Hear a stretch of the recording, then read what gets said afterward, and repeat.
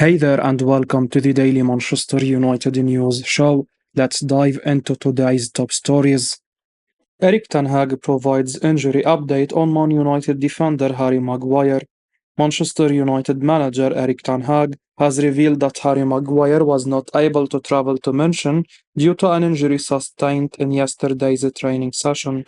The centre-back has been a fringe player for the Red Devils this season, and he has made just one appearance off the bench in the Premier League so far.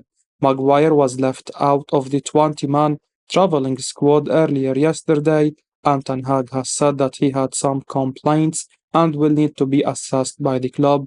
He told ManUnited.com, Maguire had some complaints and we have to see how bad it is. He finished the training, but he was not able to travel. The Red Devils have been hampered by injuries from the beginning of preseason. Kobbie Mainoo and Amad Diallo were both sidelined during the United States tour. Maino has yesterday returned to light training and could make his comeback soon. Similarly, Mason Mount, Rafael Varane, and Sofiane Amrabat could be involved in the near future. Despite the positives, United have some serious concerns with Aaron Wan-Bissaka, Luke Shaw, and Tyrell Malacia out for another 2 months. Wan-Bissaka and Shaw are the club's main fullback options, and their absence is a big blow. Hopefully, Maguire has only picked up a minor injury and will be available soon. The former captain is no longer an assured starter, but his services could be required when the manager decides to rotate or looks to close out games with more defensive cover. Kobbie Mainoo involved in individual training as he nears full fitness. During the pre-match press conference ahead of the Bayern meeting, manager Eric Ten Hag spoke about how injuries have stopped him from picking a settled starting 11 since taking over the club's reins.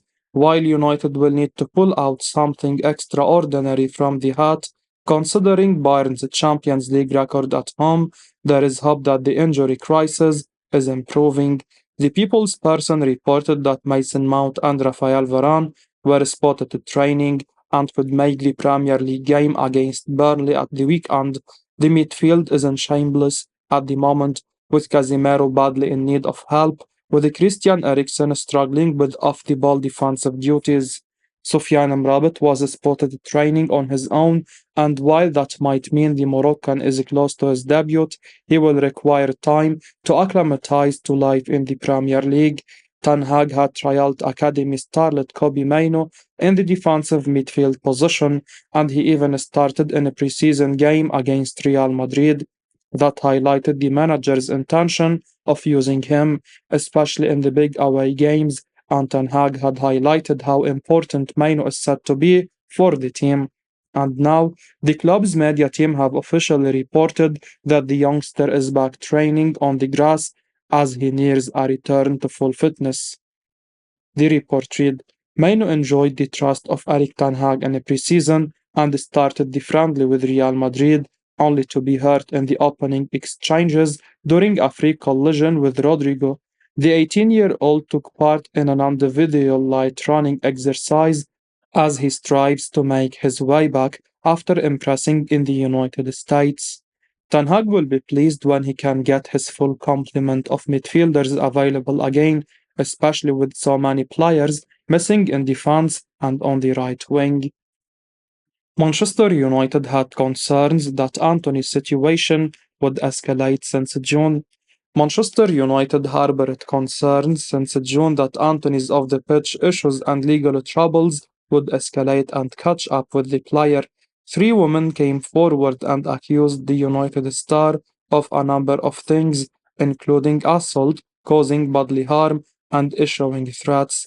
One of the victims, Raisa de Freitas, had claimed that she was attacked in a car by Antony and Mal Ohana, the ex-wife of Brazil player Dudu, but has now dropped her complaint.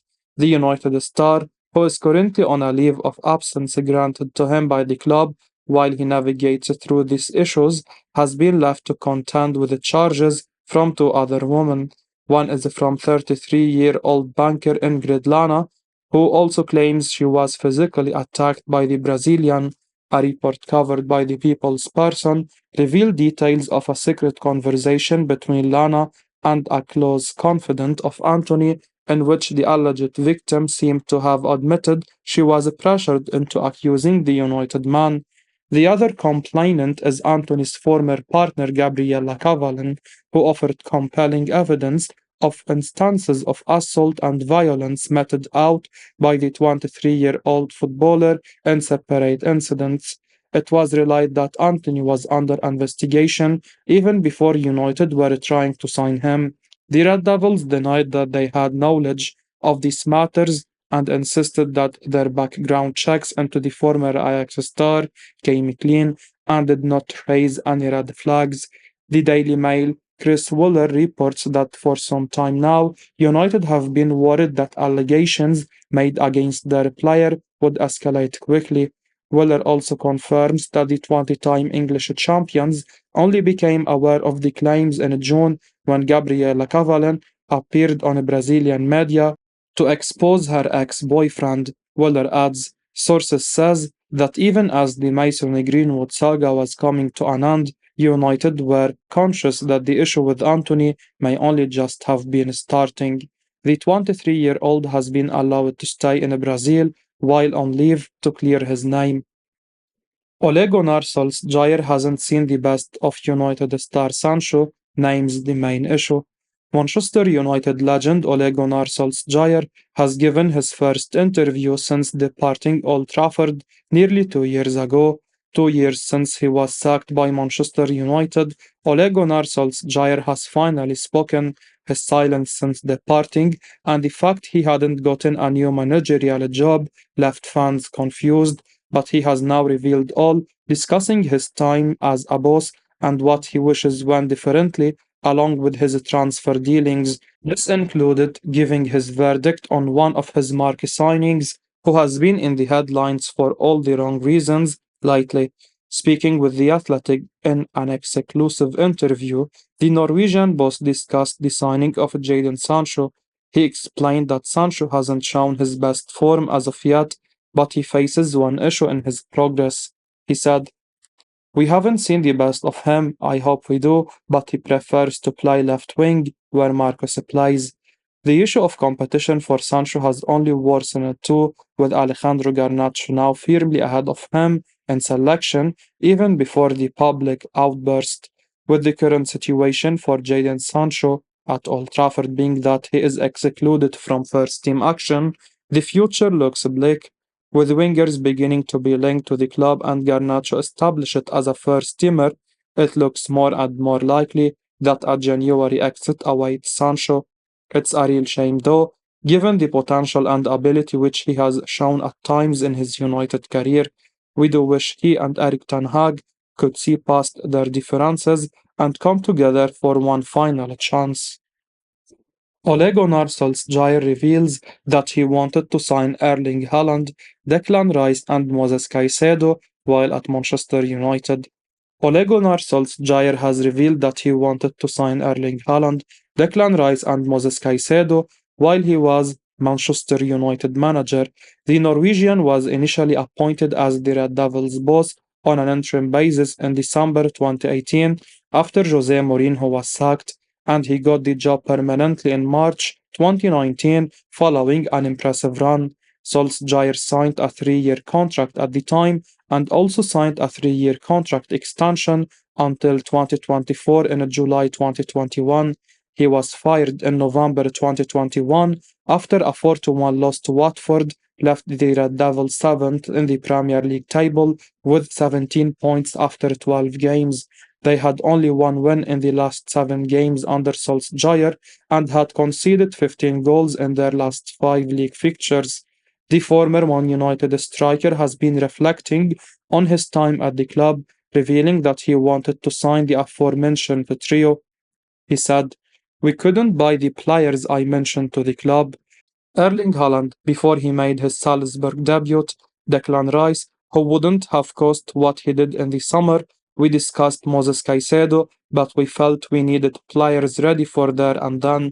Brighton are very good at letting players come from abroad and find their feet for a year and a half. At United, You don't have that luxury, and that has cost the club loads of players.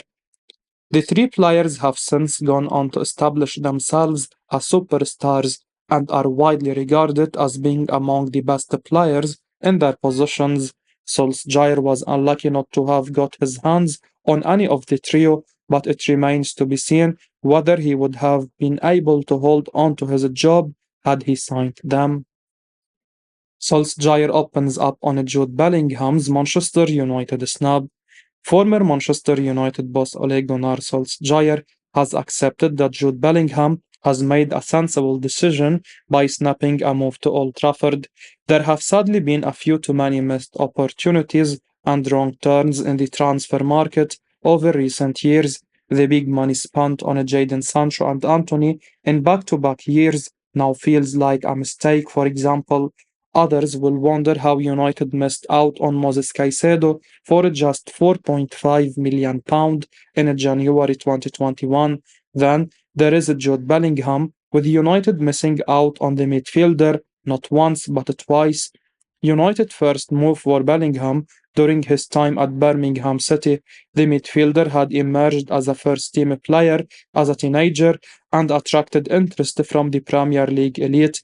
Brian Robson told the Daily Mail just last week that he remembers meeting Bellingham with his parents alongside Eric Cantona, Ole Gunnar Solskjaer, and Sir Alex Ferguson. They tried to sell Bellingham on the move to United, but he picked a move to Borussia Dortmund instead. Bellingham became a superstar, but United remained keen, targeting a huge £100 million move back in March, according to the Telegraph. Real Madrid won the race, though, leaving United to reflect on missing out not once but twice. Whilst Solskjaer will obviously be disappointed that Bellingham isn't featuring for United, he accepts that the decision to move to Germany was probably sensible given the trajectory of his career. Ole said, "We wanted Jude Bellingham badly. He is a Man United player, but I respect he chose Dortmund.